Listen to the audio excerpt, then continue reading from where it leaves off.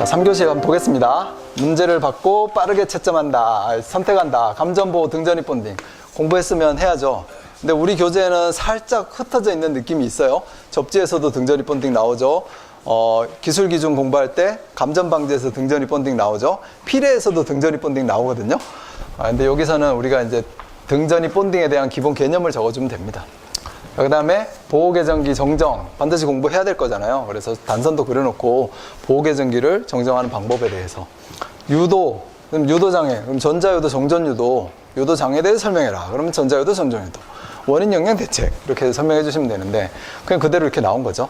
여기에 차폐효과 공부를 했으면 알고는 있죠. 차폐를 하면은 된다. 근데 어떤 전자유도를 할 때 이렇게 딱 차폐했을 때 어떤 효과가 있느냐, 이를 차폐하면은 정전유도, 전자유도가 개선이 되는 건데 이 효과를 설명해 보라라고 하면 이제 상호 인덕턴스를 가지고 좀 설명을 해줘야 되는 부분이 있습니다. 그래서 그거 하나 좀 모른다. 모를 수도 있죠. 모르면은 이렇게 삼각형, 케이블 공사, 버스덕트 공사, 단락사고, 단락 전자력, 열정 용량, 기계적 용량, 아까 초반에 말씀드렸죠. 반드시 우리가 알고 계신 거고, 이 전자파 적합성, EMC에 대해서는 알겠는데 이거 어떻게 시험하는 거지? 그래서 제가 강의할 때 이 챔버 안에다 넣어가지고 실제로 전자파를 인가를 시켜서 정상 동작 하는지 안 하는지 한다 그랬잖아요. 그래서 이거는 제대로 못 쓰더라도 혹시 내가 선택 못하면 조금 주서리 요 정도 쓸 수 있으면 좋고요. 사실 전자파에 대해서 내가 이해하는 바대로 내가 써야지, 시간이 조금 주어지면 여러분들 쓰실 수 있어요. 근데 시험장에서 시간이 안 주어지는 게 문제죠. 퍽 생각이 안 나는 게 문제인 거죠. 그래서 정전유도, 전자유도가 발생하거든요. 노이즈에서도. 그러니까 노이즈에서 정전유도, 전자유도가 발생하고 하나 더 있는 게 뭐예요? 방사. 그러니까 공간을 통해서 전달이 돼버리잖아요. 노이즈가. 그거를 테스트하면 되는 거예요. 기기 갖다 놓고 전력선, 통신선에다가 유도 노이즈 막 넣어보고 정상 동작 하느냐 안 하느냐. 그 다음에 품질, 아까 품질의 종류 우리 1교시에 있었는데 품질의 종류 이렇게 서지도 넣어보고 정전기도 넣어보고 고주파도 넣어보고 노이즈도 넣어보고 이러면서 정상 동작 하면은 EMC 적합, 그때 정상 동작 안 하거나 고장이 나거나 문제가 생기면 적합하지 않음, 이거를 테스트 하겠다라는 거 아닙니까? 그러니까 응용해서, 요 정도로 응용해서 사실 풀기 전에 합격하는 것 같더라고요. 사실은 응용해서 풀기 전에 합격을 하는데 그래도 이렇게 조금 공부하고 빠르게 합격하려면 약간의 응용력, 그러니까 기본을 갖고 응용력이 좀 필요하다는 겁니다. 자, 제로 에너지 건물. 이거는 엉뚱한 게 나왔죠? 못 풀어요. 자, 그러면 이제 선택을 해야죠. 유도장애 할 건지, 유도장애에서 차폐 효과를 내가 조금 못 쓰더라도 할 건지. 근데 1, 2를 쓸 수 있으니까 3 조금 못 쓰더라도 하자. 차폐 효과 그냥 기본적으로 차폐하면 정전유도, 전자유도가 줄어든다. 이런 얘기 그냥 그림 그리고 설명해 줄 수 있으면 목차 달아놓으면 부분 점수 분명히 들어갑니다. 그래서 저 같으면 이거 우리 잘 모르니까 시험 방법에 대해서 쭉 나열하는 거 생각 잘 안 나니까 1, 2, 3, 4 이렇게 쓸 겁니다. 그리고 1, 2, 3, 4 내가 선택할 수 있으면 기분 좋지 않으세요? 왠지 내가 답안지를 쓰는데 1, 2, 3, 4를 순서대로 쓴다. 이거 이제 잘 쓰는 거 위주로 한다라고 하면 저 같은 경우에 2번 정정, 그 다음에 4번 단락 전자력, 기계력, 열정 용량, 그 다음에 1번, 그 다음에 차폐 효과 저도 완벽하게 쓸 자신이 없으니까 3번, 이런 식으로 선택을 했을 거예요. 순서 자체를 그렇게 해서 나열하면 좋은데, 답안지에 내가 문제 1, 그 다음에 쫙 풀고 3페이지 풀고, 문제 2 3페이지 쫙 풀고, 문제 3 3페이지 쫙 풀고, 문제 4 3페이지 쫙 풀고 딱 끝났어요. 시간이 대단하지 않습니까? 그러면 그러면 채점하는 사람이, 야, 이 사람은 분명히 시간만 주어지면 5번 6번도 아는 사람이구나, 이렇게 생각 들지 않을까요? 차례대로 그냥 팍팍 써버리면. 그래서 이거 3교시 상당히 기분 좋았다, 이런 생각이 들더라고요. 자, 보겠습니다. 감전보호용 등전입 본딩. 그러면 여기 개요에서는 그냥 등전입 본딩과 보호 등전입 본딩을 해봤어요. 등전입 본딩은 다 정기적으로 연결을 다 해가지고 전이가 같이 올라가면 다 같이 되는 거죠. 보호 등전입 본딩은 감전보호를 하기 위한 등전입 본딩. 그 감전보호 등전입 본딩의 목적, 등전이와 하는 거죠. 근데 이제 KC 기준에서, 여기서 문제가 KC에서 규정하는 이렇게 나왔으니까 KC 해설서에, 아까 여기 갖다 놓은 제가 KC 해설서 책 있잖아요. 거기에 이렇게 등전입 본딩을 좀 구분을 해놨습니다. 우리 교재에도 이 다 부분적으로 좀 나눠져 있죠. 기본반 교재를 보면. 근데 기본적으로 보호 등전입 본딩이라는 게 있고, 감전 보호를 위해서 이건 건축물을 등전입 본딩, 그 다음에 보조 보호 등전입 본동. 자동 차단이 안 될 때, 이게 무슨 얘기입니까? 차단기를 둬가지고 내가 이제 전원을 쓰고 있는데 지락이 생겼을 때 보호도체 설치하잖아요. P 녹색과 노란색의 띠 이렇게 해가지고 희한하네. 다시 그려야 되겠네. 이렇게 해놓으니까 또 우리는 녹색을 좋아하니까 보호도체 P 도체를 이렇게 해놓고 지락이 되면 지락 전류가 흘러가지고 차단기 떨어지게끔 만드는 거잖아요. 그게 자동 차단에 의한 보호 아니겠습니까? 근데 자동 차단이 제대로 시간이 좀 잘 안 된다. 그러면 어떤 대책을 세우면 되는 거예요? 사람이 딱 만지고 있는 상황에서 만지고 있는 상황이 이렇게 있는데 여기에 철근 콘크리트가 있다. 딱 본딩 시키면 되는 거예요. 이렇게 시켜놓으면 감전 안 되죠. 이런 게 이제 보조 보호 등전입 본딩이라는 겁니다. 그 다음에 비접지 국부집 본딩은 비접지된 상태에서 국부적으로 여기에 전원과 여기에 전원이 둘 다 지락이 났을 때 내가 양쪽으로 만지고 있으면 또 감전되잖아요. 그럼 이제 국부적 등전입 본딩 이런 게 필요한 거죠. 이 개념을 다 확실하게 잘 알고 계시면 됩니다. 그냥 그럼 지금은 공부 시간이 아니라 그냥 해설 시간이니까. 금속재 피레에서도 등전입 본딩 하죠. 그래서 피레가 들어왔을 때, 유입이 됐을 때 등전입 본딩을 안 해놓으면 절연파괴 생기거나 불꽃 방전 생기거나 그런 위험이 있는 곳에는 등전입 본딩, 걔도 이제 등전입 본딩의 개념이다라는 겁니다. 자, 그래서 제가 답안지는 일단은 KC에 나와 있는 내용대로 그대로 그냥 구성을 해봤어요. 어차피 KC에 의한 답안지를 쓰라라고 했으니까 아마 이것이 모범 답안으로 들어가 있겠죠. 근데 우리는 이렇게 쓸 수 있어요?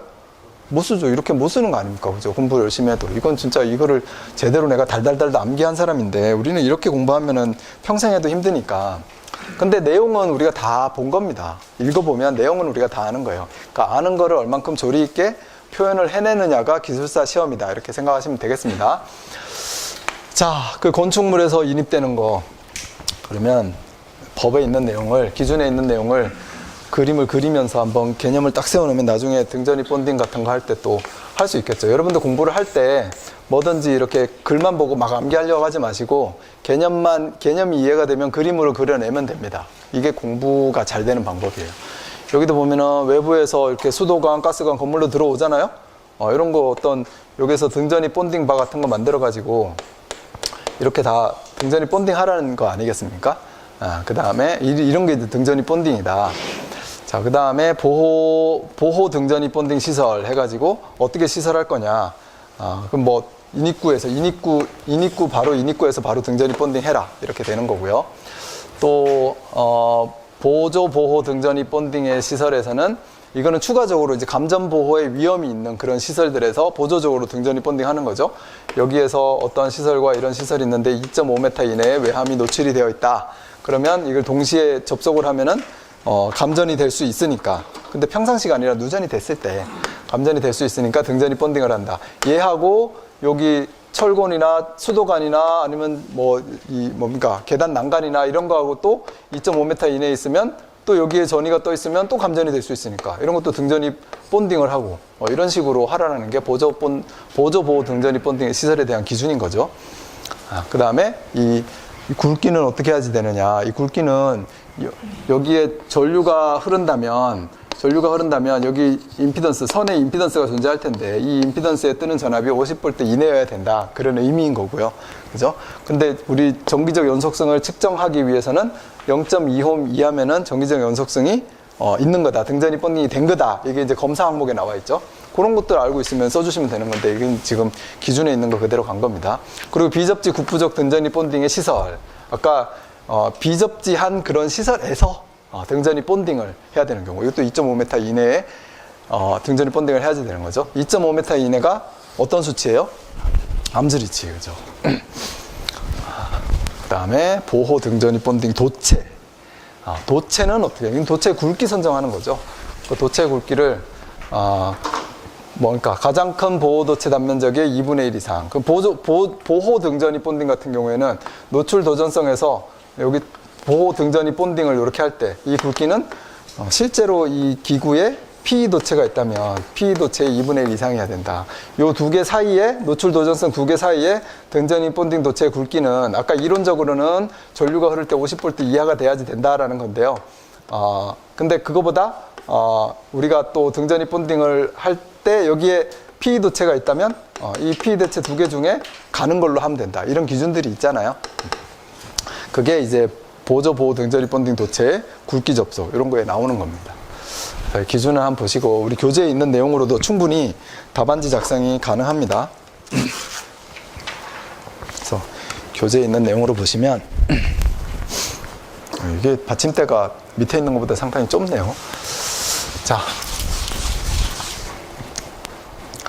뭐 이런 그림 그려가지고 가야지 된다는 거죠. 등전이 본딩의 개념이 뭐냐? 이 두 개의 도체 사이에 등전이 본딩 2.5m 이내에 있으면 이게 이제 이상이니까 등전이 본딩을 안 한 건데, 그리고 여기에서도 감전이 여기에 전기가 통하는 물질이면 또 감전이 될 수 있으니까 이런 것들 이게 등전이 본딩이거든요. 여기에 전기가 들어와 가지고 누전이 되었을 때 누전. PE 도체, 당연히 PE 도체를 통해서 흐르는데 이 PE 도체만으로 불가능할 때, 이럴 때는 등전이 본딩이 필요하다라는 겁니다. 자, 개통의 도전부, 인입되는 시설, 등전이 본딩 이렇게 하는 거죠. 그래서 가장 기본적인 그림이 이거 아닙니까? 사실 이 그림 그리고 설명 잘하면 점수 잘 줘야 돼요. 근데 이거 이제 개념적으로 들어와 있어서 이 그림 보고 우리가 이해를 잘 못할 수 있는데 상당히 좋은 그림입니다. 자, 그럼 인입되는 파이프, 여기 등전이 본딩 해라. 그 다음에 철근, 철골, 뭐 이런 것들. 여기 또 등전이 본딩을 해라. 그럼 등전이 본딩, 여기다 등전이 본딩 하는 거죠. 이렇게 하고. 이거는 보조적으로 다시 하는 거거든요. 기본적으로 등전이 본딩 하는 게 있고, 보조적으로 하는 게 있고. 그리고 얘는 이제 그냥 보호 도체인 거고요. 여기도 노출 도전성 간에 보조적으로 하는 거. 그래서 주 보호 등전이 본딩. 그냥 보호 등전이 본딩이랑 보호 보조 등전이 본딩이라는 게 있다. 그리고 우리가 설명이 돼 있잖아요. 그래서 보호 등전이 본딩과 주 보조 보호 등전이 본딩의 구성, 그 다음에 설치해야 되는 이유, 감전 방지죠. 그리고 여기 그러면 굵기들은 어떻게 하느냐. 우리 굵기 공부하잖아요. 첫 번째는 어떤 거에 대한 굵기를 공부합니까? 우리가 접지에서. 대지에 묻히는 접지 극의 굵기 선정 이런 거 하잖아요. IC, IEEE에 의한 기준 해가지고. 또 보호도체, 이 보호도체 굵기 선정 하잖아요. 또 뭐 K분의 루트 T에 곱하기 실제로 흐르는 지락전류의 크기, 이만큼 굵어야 된다. 그리고 얘는 표에 의해서도 할 수 있죠. 보호도체는 표를 가지고 하는 방법도 있어요. 근데 등전이 본딩은 기본적인 개념은 이 개념을 가질 수 있지만 얘보다 확실하게 등전이화 시키는 게 목적인 거고, 굵기는 그냥 기준으로 나와 있죠. 그래서 PE 도체의 2분의 1 또는 PE 도체 두 개 중에서 가는 거, 뭐 이런 식으로 그런 부분을 우리가 선정해 주면 됩니다. 그리고 뭐 기본적으로 6스퀘어는 이상은 돼야지 된다, 또는 최대 25스퀘어를 초과할 필요는 없다, 그런 문구도 나와 있으면 그런 것들을 내가 캡처해 가지고 어디에 적용할 거냐, 그것만 알고 계시면 됩니다. 자, 우리는 이러한 수식들, 그러니까 공부 잘해야 되죠. 그럼 여기에 이 K값의 의미, 여기를 잘 알면 되는 거고, 당연히 이거 수식에 대한 의미도 잘 알아야 되고, K값에 대한 의미도 잘 알아야 되고, 그리고 K를 내가 조금 더 공부하면 K가 어떠한 수식으로 K값이 정해지느냐, 수식으로도 설명할 수 있으면 더 좋고. 혹시 심화반님 안겨오고 계십니까? K값. 루트에 로에 분의 QC, 그 다음에 베타 플러스 20도, 자연 로그, 가만히 계시면 안 되는데, 베타 플러스 세타 초기 온도, 그 다음에 베타 플러스 최종 온도, 이렇게 해가지고 K값을 나타내는 거잖아요. 이 수식만 암기하는 게 아니라 이 수식의 의미를 알아야죠. 의미를 알면 또 나열을 할 수가 있잖아요. 열이 발생할 때 발생하는 열의, 도체에서 발생하는 열의 크기, 그 다음에 방열할 때 이 방열 조건, 그래서 절연체가 온도가 상승하는데 발생하는데 그 절연체가 몇 도까지 견디느냐, 그걸 가지고 초기 온도와 절연체가 견딜 수 있는 온도. PVC 절연이면 얼마까지 단시간 견디죠? 250도씨? XLP이면은 XLP 250도씨, PVC는 160도씨. 그죠? 예. 나동선은 저런 채는 없고 지가 스스로 견뎌야 돼요. 1083도까지. 1083. 예. 그런 것들을 이제 우리가 공부하면서 알고 있으면 또 여기에서도 기본 이론적으로 쓸 수 있는 말들도 사실 많습니다. 근데 그냥 기준을 묻는 문제라 조금 단순하게 바라볼 필요도 있죠. 그림 그리고 저 그림에 대해서 적정한 굵기 선정, 그다음에 보호도체가 뭐냐, 주보호 등전이 본딩이 뭐고 보호도 등전이 본딩이 뭐냐, 이런 것만 구분해서 쓰셔도 좋은 점수가 나올 거다라고 생각합니다. 왜? 이 문제가 또 이렇게 바라봤을 때 쉽게 또 접근할 문제가 아니거든요. 우리가 봤는데 KC에서 규정하는 저 말만 붙으면은 쓰기 싫죠. KC에서 어떤 말이 나와 있는지 모르니까.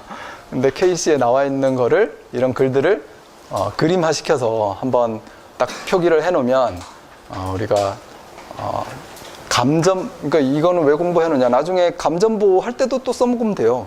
감전보호에 대해서 설명해라 이러면 또 갖다가 써먹는 거거든요. 그러니까 공부를 해 두시면 좋겠습니다.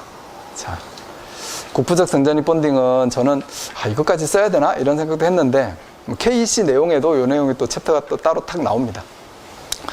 자, 그래서 이거는 우리가 저희만 감전보호 할 때 간접접촉보호의 한 종류의 하나죠. 자, 2번으로 가겠습니다.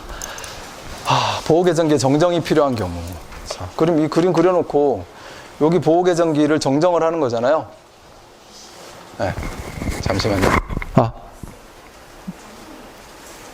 방송이 끊겼어요? 네. 다운됐어요? 네. 오늘은 저것도 자동으로 다운되고 쟤도 자동으로 다운되고 오늘 한 번도 일어나지 않은 마스크를 벗는 일이 생겼는데 한 번도 일어나지 않은 다운이 발생을 했습니다. 조금만 쉬었다 할게요. 5분만 요거 복구하고 하도록 하겠습니다. 왜냐하면 줌으로 많이 듣고 계신데 그분들이 다 못 들으시니까. 근데 녹화한 거 그냥 보내줄 거니까 해도 될 것 같은데요. 네. 자, 그냥 하겠습니다. 줌은 연결해 주시고, 네, 다시 연결해 주시고, 못 들으신 분은 녹화 영상을 보면 되니까. 여기 계신 분들도 소중한 시간이잖아요. 네. 자, 수전 설비에서 보호개정기 정정이 필요한 경우와 정정 방법. 잠깐만요. 죄송합니다. 줌이 안 되면 녹화가 안 되잖아요. 쟤는 하긴 하는데 쟤는 바로 못 올려줘요. 용량이 너무 커가지고 편집하는데 가야지 보낼 수 있거든요. 네, 알겠습니다. 편집하는데 가는 걸로 하고 그림 그리고 우리가 바로 설명을 할 수 있는 거예요. 이게 보호개정기를 정정하는 게 뭐냐, 이거를 이해하고 있어야죠. OCR 개정기 정정 어떻게 합니까? 그림 그려야죠. 전류 시간 곡선을 항상 뭐를 하든지, 보호개정기 정정을 하든지 뭘 하든지 하여튼 이 시간 전류에 대한 개념, 감전도 마찬가지고, 그 다음에 또 시간 전류에 대한 열적 용량, 이런 거 할 때는 다 이 기본적인 개념을 우리가 알고 있어야 되는 거잖아요. 자, 보호개정기 한시 보호, 순시 보호 이렇게 하는데 큰 전류가 흐르면 빠르게 차단해야지 보호가 되는 거죠. 뭐가 견딜 수 있는? 보호 대상 기기가 견딜 수 있는 한도 내에서 세팅을 하는 겁니다. 이게 보호개정기 정정이잖아요. 이 보호개정기 정정이 필요한 경우래요. 그래서 신설하면은 보호개정기 정정해야 됩니까? 안 해야 됩니까? 해야죠. 변압기의 아래에서 차단이 되느냐, 여기 케이블이 있다면 케이블이 견딜 수 있는 이 전류시간 곡선 아래에서 내가 지금 동작이 되느냐, 그거를 세팅을 해야 되니까 신설. 그 다음에 뭐가 바뀌어요? 변압기 용량이 바뀌어요. 그럼 변압기 용량 이런 것들을 기준으로 해가지고 순시 차단, 한시 차단 시간 이런 세팅을 해야 되는데 그런 세팅 방법에 대해서 바뀌니까 정정해야죠. 네. CT가 바뀌면 CTB가 바뀌었어요. 그럼 이쪽으로 흘러 들어오는 전류가 바뀌잖아요. 2차 측으로. 그럼 이 개정기 다시 세팅해야죠. 그죠? 네. 그러니까 이 CT나 VT가 바뀌었을 때 이런 개정기들을 세팅을 해야 된다. 여기 변압기가 바뀌거나 변압기가 추가로 하나 더 설치되거나 그러면 수전 측에 있는 개정기는 보호 정정이 돼야 된다. 이렇게 해서 하면 되고요. 정정 방법에 대해서 설명해봐라. 그러면 이제 OCR 개정기의 한시 보호, 순시 보호 이거에 대한 방법, 그죠? OCGR 개정기의 동작 전류 세팅 방법, 그 다음에 OVR 개정기, 과전압 개정기의 세팅 방법, UVR 개정기의 세팅 방법 이렇게 적어주면 되는 거죠. 자, 보호계정기에 정정을 할 때 필요한 자료는요, 계통의 구성을 알아야 되고, 계통의 어떻게 보면 한마디로 얘기하면 선로 정수를 알아야 되죠. RLCG를 알면 그때 흐르는 단락전류, 그때 흐르는 지락전류, 어떤 뭐 정상분, 역상분 이런 거를 계산해서 고장 전류를 구해내야 됩니다.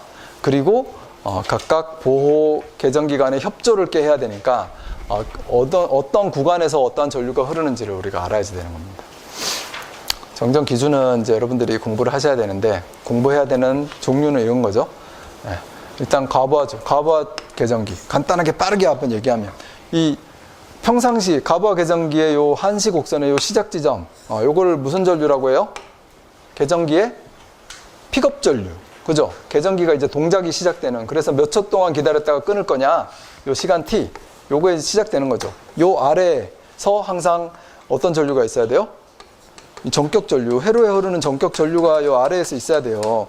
과전류가 흐르면 동작해야 돼요. 픽업 전류 세팅 필요하고요. 요거는 요건 한시고, 이게 순시 픽업 전류 결정해야 되죠? 단락 전류가 흐른다라고 하면, 여기 단락 전류가 흐르거나 여기 단락 전류가 흐르면 순시 동작해야 되잖아요. 그러니까 실제 단락 전류는 이만큼 가 있어야 돼요. 실제 단락 전류. 실제 단락 전류보다 더 작은 전류에서 얘는 동작해야 돼요. 순시 차단, 검출해서 차단해야 되니까. 자, 요게 이제 기본적으로 필요한 거고, 그러면 이때 픽업 전류에 어떻게 선정하냐라는 거죠. 그래, 어떤 전격 전류에 여유를 둬서 해라. 과전류가 흐르면 동작하게끔. 그 다음에 이 픽업 전류의 이 시간, 요게 무슨 세팅입니까? 한시 전류에 한시의 레버 조정하는 거잖아요. 이러한 얼만큼의 전류가 흘렀을 때 몇 초 만에 차단할 거냐, 이 시간 초, 그 기준 한번 세워보자. 변압기가 있으면 변압기 2차 측에서 단락이 생겼다라고 가정하고, 그때 1차 측에 흐르는 전류에 몇 초 만에 동작하자? 그때 동작하는 전류가 여기라면 0.6초에 동작하자. 이런 것들은 이제 어떻게 보면 암기 포인트죠. 그리고 순시는 변압기 2차 측 단락이 생겼을 때 1차 측에 흐르는 전류에 1.5배 정도 여유를 줘서 여기 순시 세팅을 하자. 그러면 단락이 생겼을 때 단락 전류에 1.5배면 동작이 안 하는 거네?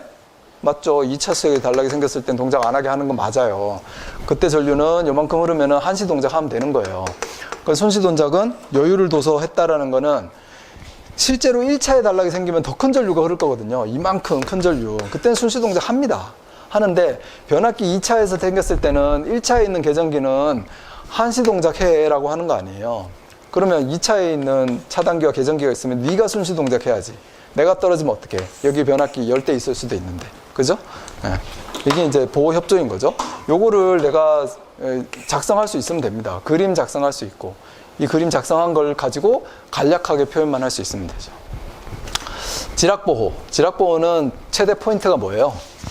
모든 보호 계정기가 다 마찬가지지만 지락이 생겼을 때 동작해라. 그죠?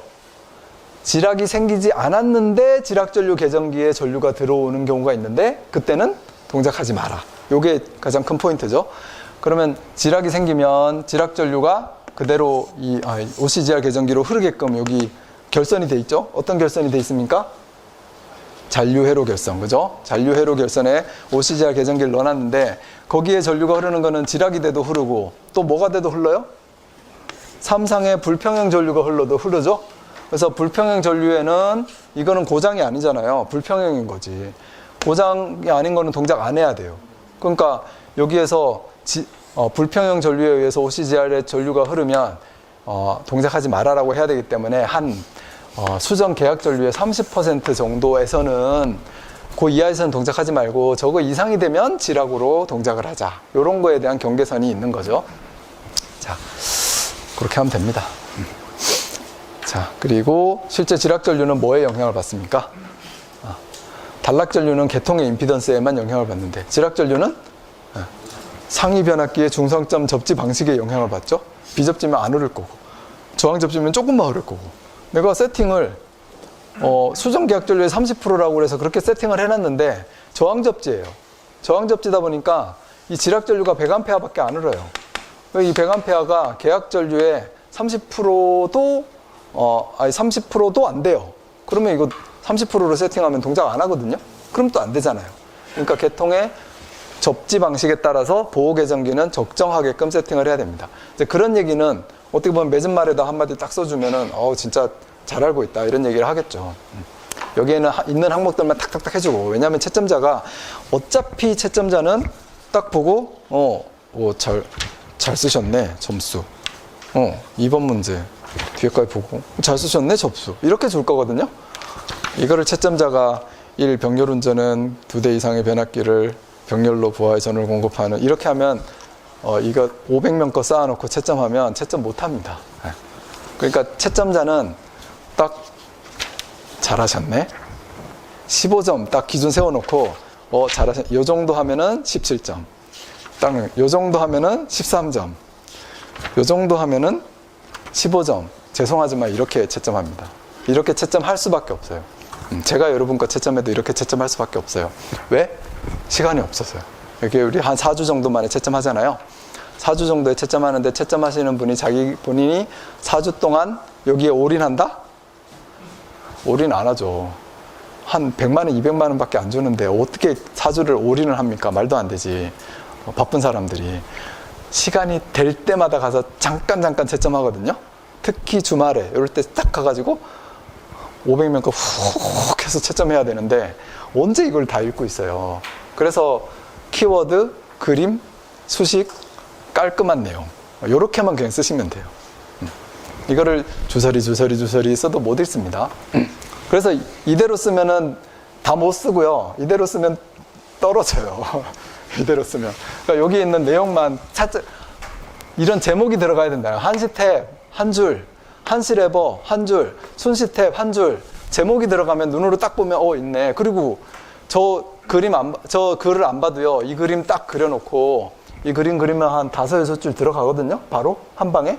저거 한 줄씩 써봤자 3줄인데 5-6줄 그냥 해가지고 딱 그린 다음에 여기에 전격 부하 전류, 여기 픽업 전류, 그 다음에 한시 레버의 세팅 시간, 그때 요 전류는 2차 측 변압기 3상 단락 전류, 그 다음에 순시 세팅의 픽업은 2차 측 3상 단락 전류의 1.5배 정도, 그 다음에 실제 단락 전류, 이런 식으로 해놓고 여기 변압기가 견딜 수 있는 전류 시간, 내량, 그 다음에 보호 계정기의 동작 곡선, 이렇게 표현해 놓으면 이거 글 안 써도 탁 보자마자 다 아는 사람이구나 이러고 내가 17점 이렇게 준다니까요.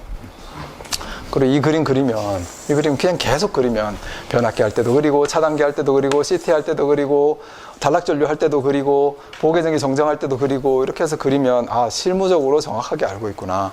이렇게 해서 바로 점수를 줍니다, 그냥. 네. 이런 얘기는 문제 해설 시간에 하면 안 되는데 강의 시간에 해야지. 네? 동일한 그림을 그려나가도 상관없어요? 네, 그럼요. 네. 동일한 그림을 그려나가셔도 되죠. 또 1교시에 그렸다고 2교시에 안 그릴 필요도 없고, 1교시에 1번 문제에 그렸다고 2번 문제에 안 그릴 필요도 없고, 계속 그리시면 됩니다. 그리고 1번 항목에서 그렸는데 같은 문제에 2번 항목에서 또 필요하다 그럼 또 그리셔도 돼요. 2번 항목에 여러 가지 그림이 네. 삽입되지 않고 네. 동일한 것도 설명할 수 없는 경우는 네네. 그럴 경우도 같이 네네. 그 문제 옆에다가 그림을 그려 나가시면서 네네. 그러면 되죠. 예, 저는 그렇게 합니다. 저는 그렇게 답안지를 작성해가지고 내가 장수를 채우는 방법으로 가거든요. 그래서 그냥 쭉쭉 보면 목차 들어가 있고 그림 들어가 있고, 그러면 이분이 점수를 깎을 수가 없게 그냥 15점 이상은 주게 이렇게 만드는 거죠. 그리고 좀 고려해야 될 거는 그냥 맺은 말에다가 살짝 언급을 합니다. 맺은 말이 있냐 없냐가 플러스 1점이냐 플러스 0점이냐, 요게 또 결정이 되는 그런 채점자 분들이 계시니까 채점하시는 분마다 다르지만 자, 그렇게 하면 되고요. 그리고 부족전압 보호 계정기, 부족전압 계정기는 아까도 OCR 계정기 이렇게 그려놓고 설명했는데 OCGR 계정기도 똑같거든요. OCGR 계정기도 한시 순시 있으니까 세팅 방법만 다를 뿐이지. 또 과전압 계정기, 저전압 계정기도 있어요. 이렇게 한시호소, 순시호소 있어요. 근데 실무적으로 우리가 부족전압 계정기, 과전압 계정기 같은 경우에는 순시호소, 정한시를 많이 쓰죠. 한 70%, 그러니까 전압이 다운되는 거는 30% 정도 다운되면 2초 정도에 동작하게끔. 그러면 이렇게 그려가지고 여기 이 픽업 전압이 한 70% 정도 다운이 됐을 때 2초 정도의 동작한다. 이런 식으로 표현해 주면 되는 거고요.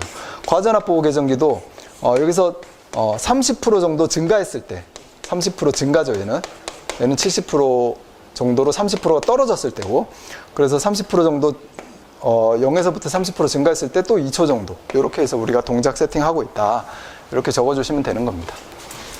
그래서 이 전류시간 곡선, 우리 교재에 있는 거 그냥 한번 띄워본 건데요. 전류시간 곡선의 선정이 매우 중요하다, 이렇게 강조드리고요. 여기는 퓨즈이기 때문에 이렇게 퓨즈가 이제 용단되는 곡선을 그려놨지만, 우리는 여기에 CT를 설치를 해놓고 OCR 계정기가 지금 현재 문제잖아요. 그러면 OCR 계정기의 한시곡선, 한시곡선, 순시곡선 이렇게 딱 그려놓고, 여기에 이제 추가적으로 고려해야 될 거. 자, 변압기의 단락 강도보다는 당연히 더 아래쪽에 있어야지 변압기가 보호가 되는 거죠. 변압기가 타기 전에 동작하는 거니까. 그 다음에 변압기에 여자 도립 전류가 있어요. 그죠? 투입할 때 들어가는 여자 도립 전류. 얘가 이쪽에 나와 있으면 어떻게 됩니까? 투입할 때 차단기가 동작해버리죠. 그래서 변압기 여자 도립 전류는 순시 차단 안쪽에서 있게끔 검토를 해야 된다. 그럼 변압기 여자 도립 전류는 어떤 전류에 몇 초로 할 거냐라는 거죠. 변압기 전격 전류에 일반적으로 10배, 우리가 실무 적용할 때, 왜냐하면 이게 막 할 때마다 다르거든요, 실제는. 그러니까 10배, 0.1초 이런 기준을 세워놔야 우리가 실무를 할 수가 있잖아요. 그래서 이런 기준들 다 알고 있는데 시험장에 가면 안 쓰죠. 그냥 곡선 그리랬으니까 그냥 한시곡선, 순시곡선 이러고 그냥 막 하기 바쁜 거죠, 우리가. 근데 조금만 더 생각해 보면 여기 표현해야 될 어떤 인러시 전류, 그 다음에 표현해야 될 보호기기 자체의 내량, 이런 것들을 빼먹으면 안 되는 겁니다. 또 우리 여기서 뭘 공부해야 됩니까? 이건 변압기 보호인 거고, 또 수전설비 보호인 거고, 이렇게 되어 있는, 전동기 보호할 때 전동기 기동 도립전류, 기동 전류, 얘네들을 고려한 보호계정기 정정, 이런 것들을 이제 공부를 해야지 되는 겁니다. 자, 유도장애 하겠습니다. 자, 유도장애 현상과 관련해서 다음 사항을 설명해라. 정전유도, 전자유도. 이거 원인 영향 대책 기본적으로 알아야 되는 거니까 정전유도 그림 그리시고, 정전유도가 되는 거는 하여튼 전압선에 의해서 통신선에 전압이 유도되면은 얘는 정전유도예요. 그게 이 정전 용량의 불평형에 의해서 유도가 되면 정전유도인 거죠. 그래서 그 관련식 적어주시고, 자, 유도가 되는 거는 전압의 크기가 달라도 유도가 됩니다. 그 다음에 C값의 크기가 달라도 유도가 되고, 그죠? 근데 전압의 크기는 같잖아요, 원래. 같으니까 이 C값의 크기만 가지고 불평형이 되면 유도가 된다. 그거하고 관련된 이제 식이 되겠습니다. 그럼 대책은 이 그림 보고 그냥 원인 영향 대책 다 세우면 되잖아요. 제가 뒤에 열심히 하나 그림 그렸는데, 차폐하면 된다, 접지하면 된다, 이격하면 된다. 그 다음에 이 전압도 같아야 되니까 전압을 어차피 거리가 달라서 그러니까 이 C값이 불평형이 생겼는데, 뭐를 하면은 C값이 평형이 됩니까?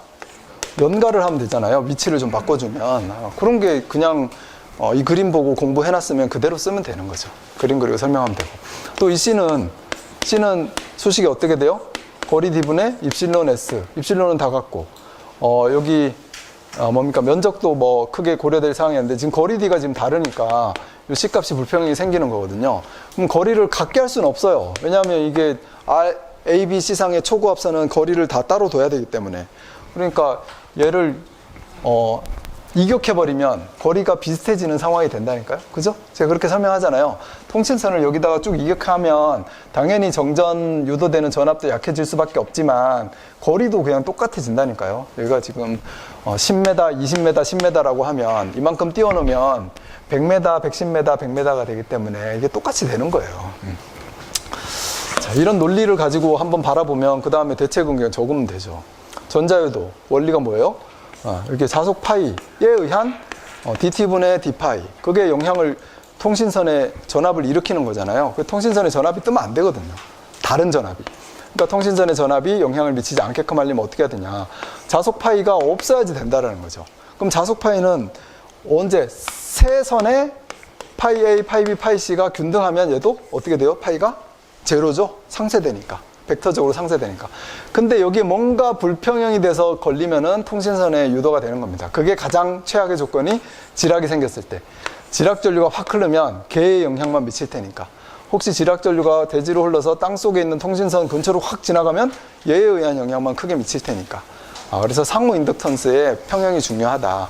그리고 전압 J오메가 ML의 세배 I0. 그러니까 이 상호 인덕턴스가 얼마나 크냐 작냐, 또는 여기에 영향을 미치는 이 지락전류죠. 지락전류의 크기가 얼마나 크게 영향을 미치냐. 자, 하나 퀴즈. 불평형, 삼상 3선식인데 불평형 전류가 흘렀어요. 지락전류가 했을 때는 확실하게 영향을 미치고, 불평형 전류가 흐르면 그때도 영향을 미칠까요? 아니면 안 미칠까요? 불평형 전류가 삼상 3선식에서 불평형 전류가 흐른다라는 것은 한쪽의 전류가 더 클 수는 있어요. 예를 들어서 여기에 200A가 흘러간다. 근데 이쪽 편으로 순간적으로 100A가 흘러오면 자속 파이가 어떻게 됩니까? 균등해질 수 있죠. 그러면 안 생겨요. 유도전압이. 근데 지락 같은 게 생겨가지고 한쪽으로 확 흐르면은 그때 이제 영향을 크게 미치는 겁니다. 그러면 세워놓고, 기본적으로, 우리 항상 기본적으로 차폐, 접지, 그 다음에 이격, 이런 거 기본적으로 얘기하는데, 전자유도에서는 자속 파이에 대한 걸 막아야 돼요. 그러니까 접지를 한 군데만 접지하면 안 돼요. 그죠? 두 군데 접지를 해가지고, 여기에 차폐선의 전압이 뜨게 만들어요. 차폐선의 전압이 뜨면, 여기 두 군데 접지하면 이렇게 순환전류가 흘러버려요. 그럼 순환전류가 이 자속을 상쇄하는 방향으로 자속을 일으키면서 흐르잖아요. 그게 이 전자유도의 가장 원리적인 대책, 이렇게 보시면 되는 겁니다. 당연히 이제 이격시켜서 M을 줄이거나, 거리 L, 병행 길이를 줄여서 L을 줄이거나, 지락전류를 적게 하거나, 지락전류를 적게 하려면 여기에 비접지나 저항접지 하면 되는 거죠, 계통에. 그건 이제 전력선 측 대책이고, 통신선 측의 대책에서는 이런 수식에 대한 대책들을 세우면 되는 겁니다. 그 다음에 시간 T를 짧게 하거나, 전력선에서. 그 다음에 이제 통신선과 전력선을 이격하거나, 여기 차폐하기 위해서, 강제 전선관을 쓰고 접지를 하거나, 또, 여기, 유도되는 거를 막기 위해서 어떤 광케이블 통신, 이런 거를 쓰거나, 그럼 다 나오는 거죠. 그래서 책에 있는 대로 이렇게 줄줄줄줄줄줄 써내려가는 것보다 전력선 측에서 이 수식을 보고 원리를 깨달아서 몇 가지. 이거 4가지, 5가지 안 써도 정확하게 내가 포인트 잡아가지고 3가지, 4가지 또는 3가지 써도 충분히 점수를 준다라고 생각합니다. 이 그림과 대책 수식과 설명을 했을 때. 그래서 여기는 이제 기본적으로 이격, 차폐, 접지, 연가. 그 다음에 여기도 전자유도 같은 경우 이격, 병행 길이 저감, 그 다음에 차폐, 접지, 접지는 양단 접지, 저기에는 편단 접지로도 충분하고, 그 다음에 지락전류 저감하는 계통 접지 방식. 이런 것들을 공부하면서 글을 놓으셨다가 써먹으면 되는 겁니다. 잊지 않게 해야 된다. 안 잊을 방법. 잊을까, 안 잊을까? 잊지 않는 방법이 뭐예요? 내가 공부를 하는데 안 잊어먹을 거야. 그렇게 공부를 하려면, 제 생각에는 첫 번째, 감동을 받아야 됩니다. 감동. 이렇게 해서 감동을 받으면서 공부해야지. 그냥 뜨뜻미지근하게 이런가 보다 이러고 공부하면 내일 잊어먹거든요. 근데 내가 이거구나. 괜히 그냥 그러세요.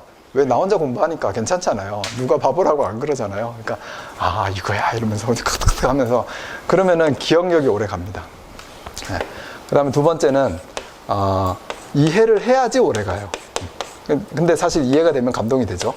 그래서 이해를 한다는 건 이런 내용들을 그림에다가 써놓을 수 있는 겁니다. 기본 그림에다가 이렇게 쓰시고, 그 다음에 마지막이 뭡니까? 마지막은 이제 반복하셔야죠. 뭐 이거는 어쩔 수 없는 거잖아요. 60대 되시면은 더 빨리 잊어먹고, 30대면 조금 더 천천히 잊어먹고 그런 건데, 그만큼 이제 연세가 좀 있으시면 내가 조금 더 반복을 해야 되겠다. 이렇게 해서 찾아가시면 됩니다. 뭐 쉬운 문제였죠. 차폐 효과는 이걸로 설명하면 아주 좋은 문제가 되겠다라고 제가 생각을 한 거고요. 이거는 이제 전자유도에 대한 차폐선을 설치했을 때, 여기 이제 통신선이고 차폐선이잖아요. 근데 제가 당장 시험 봐라 그러면 저 이 수식 못 씁니다. 저 안 외우고 있으니까. 그러니까 외워야 될 수식과 내가 외우지 못하는 소식은 사실 내가 선택을 하는 거죠. 그래서 꼭 중요한 거는 빨리 외우고 그렇지 않은 거는 천천히 외우고 이렇게 하면 되는데 저 현재 안 외우고 있어요. 그래서 못해요. 근데 이 차폐가 되는 원리를 이해하니까 이 그림 그려놓고 설명을 할 수는 있어요. 왜냐하면 차폐선을 설치를 하면 차폐선의 전압이 유도가 되고 차폐선의 전압이 유도가 되면 차폐선으로 전류가 이렇게 흐르게 되고 전류가 흐르면서 여기 전력선에서 만들어진 자속을 통신선으로 미치지 않게 내가 차폐선에서 역자속을 만드는 거거든요. 이게 그대로 차폐 원리잖아요. 이거 설명하면서 어떻게 하면 효과가 더 좋겠느냐. 자, 차폐선의 전압이 높게 뜨는 게 좋을까요? 작게 뜨는 게 좋을까요?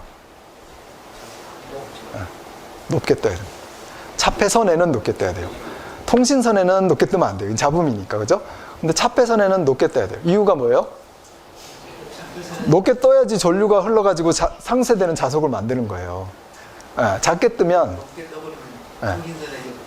역으로 영향을 미칠까봐 통신선에는 이미 이 영향을 미치는 자속 파이 1이라는 게 있는데 이 자속 파이 2가 상쇄를 시켜야 되는 거니까 이렇게 이제 이해를 해야지 된다는 겁니다. 그래서 높게 뜨려면 그럼 어떻게 해야 될까요? 높게 뜨게 하려면 전압을 높게 뜨게 하려면 차폐선을 통신선 쪽으로 오지 말고 그러면 괜히 높게 떠가지고 통신선에 아까처럼 악영향 미칠 수 있으니까 차폐선을 전력선 가까이 가는 거예요. 그럼 여기 전압이 높게 뜨고 통신선의 미치는 역할을 줄일 수가 있는 겁니다. 그 다음 차폐선 도체의 저항은 크게 하는 게 좋을까요? 작게 하는 게 좋을까요? 작게 하는 게, 그죠? 역으로 흐르는 전류를 많이 흘려가지고 자속을 확 상쇄시켜야 되니까 그 정도 이해하고 있으면 내가 적어줄 수 있잖아요. 벌써 전력선으로 붙인다. 차폐선의 저항을 작게 한다. 그리고 얘기를 할 때 이 순환 전류, 자속을 역자속을 만드는 순환 전류를 크게 만든다. 이런 식으로 써주시면 내가 그림 그리고 써줄 수 있다는 겁니다. 그게 뭐 차폐 효과를 증가시키는 방법인 거죠. 그리고 그러면 우린 전력선에서는 이 차폐 효과를 위해서 어떤 대책을 세웁니까? 가공지선을 설치하죠. 가공지선의 첫 번째 목적은 필회, 낙뢰 방지, 그죠? 걔를 가공지선 해놓고 다 접지를 해놓으면 전력선에 미치는 전자유도 효과도 상쇄가 됩니다. 거기 쫙 가 있으니까. 얘가 꼭 요 사이에 있지 않아도 이 위에 있어도 그런 역할을 해요. 자, 그래서 그 내용이 있고요. 그 다음에 4번 단락이 생겼을 때, 자, 뭐 단락이 생기면 여기에서는 어떤 그림 그립니까? 첫 번째가 문제가 뭐예요? 단락시 기계적 강도 계산의 필요성, 단락 전자력의 영향. 그러면 여기 수식을 적어줘야 되는데, 단락 전자력 여기서 이제 적어줬는데 앞에서 이렇게 나오면은 두 도선 간의 단락 전자력, 그죠? 여기 전류가 흐를 때 이 거리 D가 있을 때 단락 전자력이 얼마입니까? 단락 전자력 F는 K 곱하기 2.04 곱하기 10의 마이너스 8승. 네. 네, 그쵸. 곱하기 거리 D분의 IM의 제곱. 갑자기 로그가 확 나올 뻔했습니다. 네, 그래서 킬로그램 퍼 메타 해가지고 이 전자력이 발생하잖아요. 전자력이 발생하는 거는 전류가 이렇게 흘러서 자속이 만들어지니까 발생을 하는데 이 자속이 가운데서 상쇄되네요. 그러면 무슨 력? 흡입력, 그죠? 그 다음에 전류가 반대로 흐르면 자속이 여기서 합쳐지니까 이때 반발력, 쫙 자속 밀도가 높은 곳에서 반발력인 힘을 받습니다. 그런 거 이제 표현하시면 되고요. 이게 단락 전자력이죠. 단락 전자력이 코일에 흐르면, 변압기나 CT 코일에 흐르면 이렇게 척척척척 흐르니까 서로 반발력이 확 생길 거 아닙니까? 기계적으로 튼튼하게 만들어야지 되는 거죠. 그래서 단락 강도 계산의 필요성 해가지고 단락 강도 계산을 해서 이거 이상의 전류가 흘러도 찌그러지지 않게끔 해야 된다. 단락 전류는 또 어떻게 흘러요? 또 그려야 됩니다, 이거. 그래서 어떤 것에 견뎌야 돼요? IP에 견뎌야 돼요. 그럼 이 IP가 어디로 가는 겁니까? 요거 최대 전류. 그죠? 이 그림 또 그려가지고 설명해 주는 게 내가 주서리 말 쓰는 것보다 훨씬 더 좋은 답안이 됩니다. 자, 네. 열정 용량은 전류가 흐르면 I자승 R만큼 열이 나잖아요. 네. 이 단락 전류 계산해가지고 또 이 그림 그려가지고 이때 어떤 이 차단이 될 때까지의 이 전체 전류 용량 이만큼 열이 나니까 거기에서 견뎌야 되는 굵기를 선정해야 된다. 그래서 이 굵기 S는 K분의 루트 R자승 T. 그럼 이때 T는 단락시 차단되는 시간. 전류 I는 단락전류. 그죠? 단락전류의 시료값 또는 비대칭 분이 발생이 많이 되는 부분에는 비대칭 계수도 적용해가지고 나타내면 좋겠죠. 자, 그 다음에 단락 전자력의 크기. 여기 뭐 다시 나왔는데, 단락 전자력 내용 해놓고 이 그림 그리시고. 그 다음에 케이블의 단락 전자력. 케이블에서 단신 케이블이 두 가닥 이렇게 갈 때 단락 전자력이 이렇게 발생한다는 거죠. 힘 자체가. 그 다음에 부수덕트는 단락 전자력이 왜 달라요? 모양과 형상이 다르니까. 부수덕트는 이렇게 연결을 만들어 놓은 거잖아요. RSTN 예를 들어서 이렇게 해서 철로 딱 감싸 놓은 거잖아요. 여기 절연체 있고 여기 두 도체 사이에 발생하는 흡입력 반발력이 조금 다른 형태다. 계산은 우리가 못하겠지만 이렇게 보정 계수를 넣어가지고 할 수가 있다는 거죠. 그 정도만 하셔도 된다는 겁니다. 그 다음에 삼심 케이블의 단락 기계력. 자, 삼심 케이블은 뭐예요? 삼심 케이블은 어떻게 생겼어요? 이렇게 꼬아놨죠? 세 가닥을. 하나 더 이렇게 그려볼까요? 이렇게 세 가닥을 꼬아놨잖아요. 꼬아놓고 여기 단말 처리했죠? 단말 처리. 딱 볼팅 해가지고. 볼팅. 자, 단락이 생겼습니다. 단락 전류가 흐릅니다. 단락 전류가 빡 흐를 때 여기에서 이 선끼리 흡입력이 생길까요? 반발력이 생길까요? 동시에 생긴다? 또 반발력? 흡입력? 전류가 똑같이 흐르면 흡입력, 전류가 다르게 흐르면 반발력. 이론을 알겠어요. 흡입력? 전류가 똑같은 방향으로 흐른다? 단락 전류는 IR, IS, IT 이렇게 흐르잖아요. 그러면 또 파형으로 IR 전류가 흐를 때 T상의 전류, S상의 전류. 이상하게 그렸네. 연습을 많이 하셔야 돼요. 이런 3상전. 슉 흐를 때 싹 흐르고 샥 흐르고 이렇게 연습 많이 하면 이렇게 그려집니다. R, S, T. 그러면 이 순간 R상이 플러스 최대일 때 S상하고 T상은 반대 방향으로 흘러가요. 그럼 무슨 력? 반발력 생긴다. 그래서 반발력이 생기면 얘네들 3상 케이블 꼬여있는 게 확 퍼지겠죠. 확 퍼지면 여기에 딱 묶어놨는데 어떻게 되겠어요? 어떤 식이 생깁니까? 장력이 딱 끌리는 힘이 생긴다는 거죠. 느낌 오죠? 이 힘, 이거를 버티지 못하면 파손이 된다는 겁니다. 그게 삼심 케이블에서의 단락 기계력에서 축방향 장력, 그 다음에 비틀림 모멘트, 이렇게 꼬아놓은 게 확 반발력이 생기니까 비틀림이 생긴다는 거예요. 비틀리는 힘. 거기에 대해서 못 견디면 이 케이블이 파손된다는 겁니다. 단락시에. 이렇게 큰 힘이 작용을 한다. 자, 단락시에 작용하는 힘을 눈으로 보는 거, 뭐예요? 용접기 있어요? 현장에? 용접기 이렇게 줄 쫙 이렇게 말아놨죠. 그 이제 용접기 가지고 이렇게 줄 해야 되니까. 이 줄을 이렇게 확 말아놨어요. 그래서 쫙 해가지고 당겨가지고 멀리서도 용접하고 가까이서도 용접하고. 용접기를 여기서 찍찍 하면은 저기 이렇게 걸려있는 줄이 저 혼자 출렁출렁합니다. 그건 안 보셨나 보네. 용접만 해가지고. 용접을 안 해서. 그게 단락 전자력이에요. 용접기에 흐르는 전류에서 용접기 선이 걸어놓으면 출렁출렁해요. 그런 게 발생을 합니다. 용접기의 용접 전류도 그런데 이 어떠한 대형 배전 선로에 어떤 케이블에 단락이 생기면 엄청나게 큰 힘이 작용한다는 거예요. 그거 고려해라. 자, 허용 전류, 전압 강화, 그 다음에 기계적 강도. 그죠? 기계적 강도 고려해야지 된다. 자, 이 내용입니다.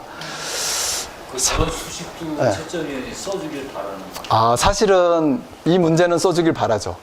이 문제는 이게 표현을 해놨으니까. 근데 못 쓰잖아요.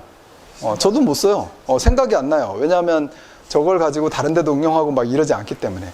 뭐 2파이R의 제곱, 그 다음 2파이R의 제곱, 뭐 피치의 제곱, 이렇게 어렴풋이 생각나지만 자주 봤으니까 생각이 안 나죠. 생각이 안 나면 안 쓰면 되죠. 안 쓰면 되죠. 그래서 제가 그리는 게 뭡니까? 그 삼심 케이블 그림, 그 다음에 삼심 케이블에 흐르는 단락 전류의 위상, 이렇게 그려놓고 서로 다른 방향의 전류가 흐른다. 반발력이 생긴다. 이런 거 하면서 저는 써줍니다. 그러면 점수를 얼마를 줄지는 채점자의 몫이에요. 그걸 가지고 뭐 마음 먹으면 사실 못 외우겠습니까? 근데 외워야 될 게 많으니까 이거는 후순위로 밀려난 거죠. 우리한테 후순위. 그 선순위와 후순위가 있으니까 우리가 암기를 하더라도. 자, 근데 이거 어디 있어? 이거 F K 곱하기 2.94 곱하기 10-1에서 8승. 이거는 확실하게 해야지 되는 거. 이게 가장 중요한 소식이 되는 겁니다. 그럼 요거는 이제 형태에 따른 축방의 장력과 비틀림 모멘트가 생긴다. 책에 나와 있으니까 제가 넣은 거지, 제가 암기했다고 넣은 건 아닙니다. 네. 여러분들도 공부를 할 때 이렇게 해나가시면 돼요. 그럼 그러다가 합격을 하는 게 기술사시 공부입니다. 네. 그렇게 해야지 마음이 편하지, 이거 다 외워야지 합격한다 이러니까 이제 여러분들이 포기를 하게 되시는 거죠. 다 외우는 게 불가능하니까. 다 외워야지 합격해야 되면 저도 포기했을 거예요. 근데 그냥 하다가 쓰다가 처음에는 그냥 10페이지 못 쓰다가 그 다음에는 10페이지 쓰다가 처음에는 내가 알고 있는 아무렇게나 쓰다가 나중에는 책에 나와 있는 내용을 쓰다가 이렇게 합격을 하게 된 겁니다. 그래서 그런 얘기를 제가 계속 하는 거예요. 너무 안타까워서. 완벽주의자분들이 제법 계시거든요. 그래서 따지기도 하시고 뭐 이렇게 쓰면 답을 주겠냐 이러기도 하시고 하는데, 그냥 마음 편안하게 책대로 쓰면 합격한다. 이게 지금 가장 마음 편안한 거고요. 근데 책대로 못 쓰잖아요. 그러니까 그냥 공부하고 이해한 만큼 작성한다. 네, 이렇게 해주시면 되는 겁니다. 네, 전자파 적합성. 시간이 많이 갔네요. 전자파 적합성 인데 뭐 시험에 대해서 하라고 그랬어요. 그래서 전자파는 우리 이 그림 얘가 이제 전자파 영향을 받아요. 얘가 전자파를 일으켜요. 그러면 뭐 설명할 때 전자파 일으킨다, 뭐 설명하면 됩니까? EMR, 그죠? EMR 설명할 때 이 전자파를 일으키는 거, 그건 전자파는 방사 에너지로 노이즈를 일으키고 전도, 전력선 통신선을 통해서 노이즈를 일으키고, 이거 아닙니까? 그러면 전자파를 일으키는 물질에서 정전유도, 전자유도 돼서 내가 어떤 기기에 영향을 일으키고 또 방사돼서 일으키고, EMR, 또 EMC. EMC는 얘가 이런 전자파 환경에서 잘 동작하느냐 그거잖아요. 그 다음에 EMS. EMS가 이런 주고받는 상황에서 정상적으로 동작하고 있는 거. 아까 EMC는 내성인 거고, 그죠? EMS를 이제 전자파 적합성이라고 우리가 하는 거죠. 그러면 이거 어떻게 시험할 거예요? 바로 나오지 않습니까? 이해를 하고 있으면. 일단 통신선, 전력선 이런 게 있을 때 여기에 전자유도, 정전유도, 그 다음에 방사 자개 이런 게 있으니까 해보는 거죠, 시험을. 그래서 이 챔버라는 데서 큰 챔버를 만들어 놓고 테스트하는 곳에 가면은 여기 실험 기기 놓고 여기서 안테나 만들어 가지고 막 방사 노이즈를 쏩니다. 그랬을 때 정상공대 하느냐. 그 다음에 전력선 통신선에다가 막 노이즈를 일으켜서 넣어요. 거기에 대해서 정상공대 하느냐. 어느 정도까지 정상공대 하느냐. 그거 테스트하는 게 전자파 장애에 대한 시험인 거죠. 그래서 이 그림 그리면서 설명해 주면 되는 거 아닙니까? 그 다음에 품질의 요소는 또 뭐냐. 정전기 한번 여기에다가 정전기 딱 대보는 거죠, 기기에다가. 그 다음에 고주파 노이즈, 저주파 노이즈 인가해보고, 그렇게 해가지고 테스트를 하면 되는 겁니다. 그 다음에 또 전압 강화도 시켜보고, 전압 상승도 시켜보고, 그러면서 우리가 전자파에 대한 영향을 볼 수 있는 거죠. 그게 이제 EMS에 대한 실험이다, 이렇게 보시면 되겠습니다.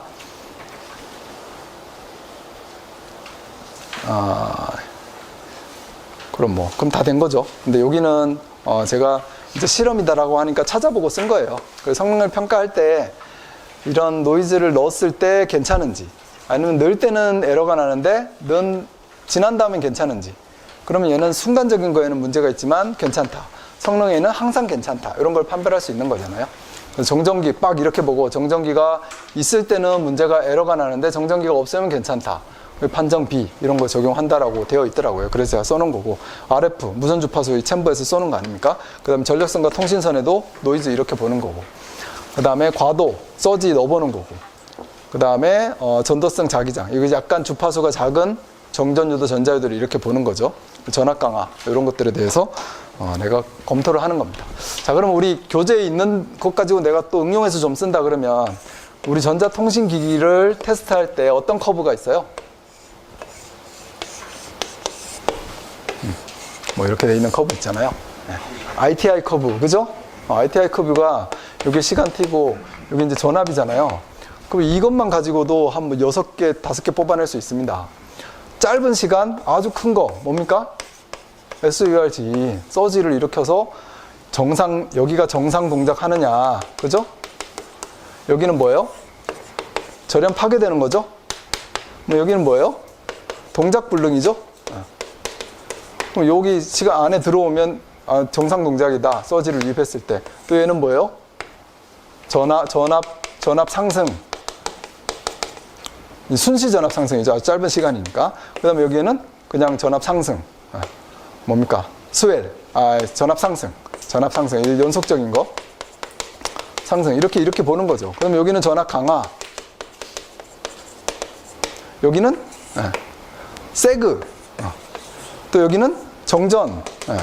이렇게 순간 정전. 이런 거를 일으켰을 때 동상 동작 하는지 안 하는지 이런 걸 보는 거예요. 이거를 그려가지고 설명하셔도 되죠.